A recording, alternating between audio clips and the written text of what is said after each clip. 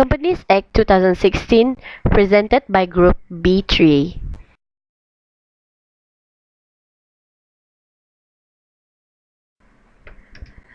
Section 261 Auditor Statement. Auditor statement is a statement relating to financial statement with the register that state the keeping of proper accounting record and other books.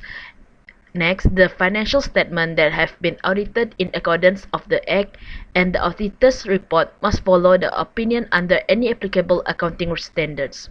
A company or officer that goes against this section is considered as committing an offense, thus can be fined not exceeding 20,000. Section 263 Qualification of Company Auditors. Any person who wants to be a company auditor have to apply to the minister that is responsible in finance. The approval granted by the minister is subject to limitation as the minister thinks fit. The approval or its renewal is in force for a period of 2 years after the date of the issues, unless revoked by the minister. The minister may delegate some of his power to any body of persons responsible on the registration and control of accountants in Malaysia.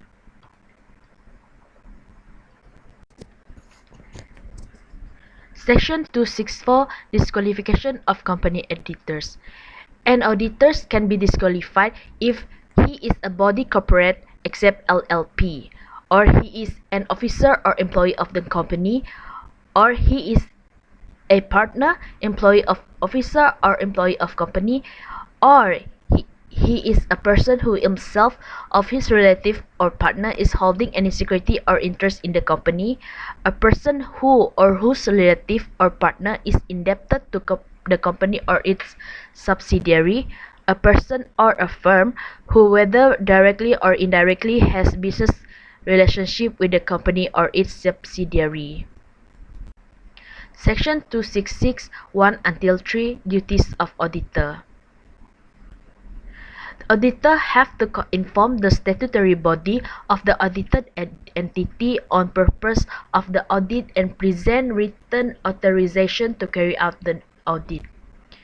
Other than that, auditors must report audit findings in a true, complete and justifiable manner, draw up an audit report and also an interim report if necessary, as well as their eventual amendments.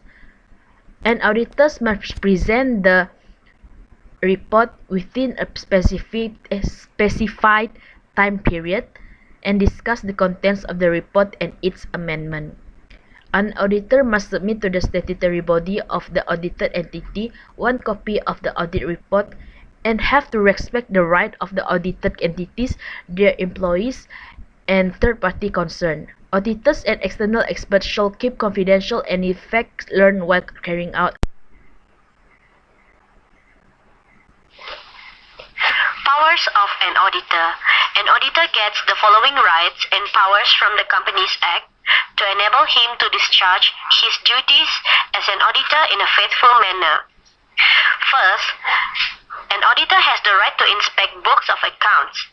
Second, an auditor has the right to ask for information and clarifications. Third, an auditor has the right to get notice of the general meeting and attend it. Fourth, an auditor has the right to make a statement in a meeting. And lastly, an auditor has the right to be indemnified. Appointment of auditors of private company. Section 267 subsection 1 says a private companies appoint an auditor during each financial year. Section 267 subsection 2 says registrar have power to exempt any private company according to the condition as determined by the registrar. Meanwhile, Section 267 subsection 3, the board shall appoint an auditor of a company to fill a casual vacancy in the office of auditors. Section 267 subsection 4, the members shall appoint an auditor by ordinary resolution if the board fails to appoint an auditor under subsection 3. Last, Section 267 subsection 5, an auditor of a private company shall only be appointed in accordance with the subsection 3 or 4. Appointment of auditors of public company. Section 271, subsection 1. A public company shall appoint an auditor at each financial year. Under Section 271, subsection 2, notwithstanding subsection 1, the board shall appoint an auditor at any time before the first annual general meeting of the company or to fill casual vacancy in the office of the auditor. Under Section 271(3), any auditor appointed under subsection 2 shall hold office until the conclusion of the first general meeting for the appointment under paragraph 2A or the next general meeting for the appointment under paragraph 2B. Under section 271 subsection 4, the members shall appoint an auditor by ordinary resolution. At the annual general meeting, if the company should have appointed an auditor at an annual general meeting but fail to do so, if the board fails to appoint an auditor under subsection 2. Section 271, subsection 5. An auditor of a public company should only be appointed in accordance with subsection 2 or 4. Section 271, subsection 6. The company and every officer who contravene this section commit an offense. Under Section 274, fixing auditors' remuneration. A. The remuneration of the auditor of a company shall be fixed in its annual general meeting. B. The board may fix the remuneration of the first auditor appointed by it. C. The remuneration will include expenses incurred by the auditor in connection with the audit company. Section 281, resignation of auditor. Auditor have to give a notice in writing to that effect to the company at its registered office. A notice of resignation shall bring the auditor's term of office to an end after 21 days from which the notice is given or from the date as may be specified in the notice.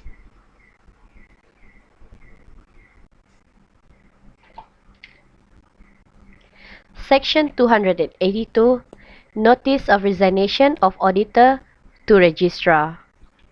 When an auditor resigns his office, the company shall send a copy of the notice to the registrar within 7 days from the receiving of a notice of resignation. The company and every officer who contravene this section commit an offense.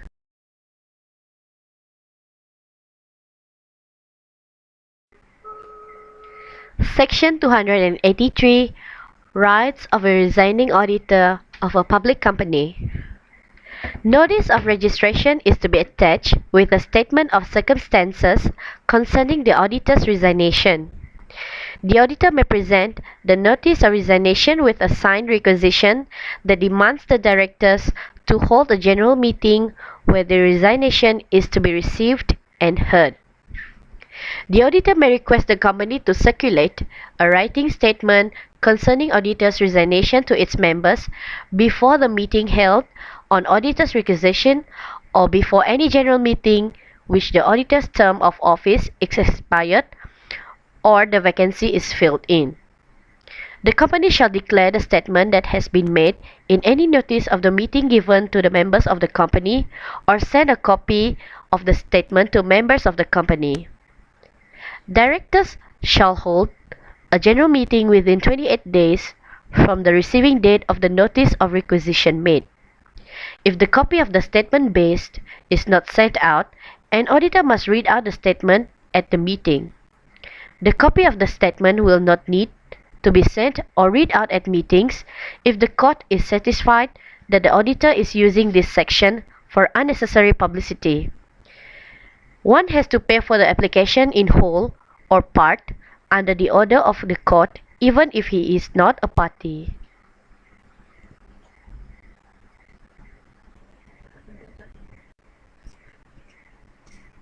Section 276, Resolution to remove an auditor from the company. Members can be removed by the auditor from the company by ordinary resolution or in accordance to Section 277. Company cannot deny the rights to compensate for any damages to the auditor after the resolution of his termination. An auditor cannot be removed from the company until his term is expired. Section 277, Special Notice required for resolution to remove an auditor from the company. Company is to send a special notice to the registrar when received by the auditor. An auditor can make representation in writing within 7 days of the receipt of special notice and request meetings to justify. The copy of the representation shall be given to every member. If the copy is not sent out, the auditor may require the representation to be read out at the meeting.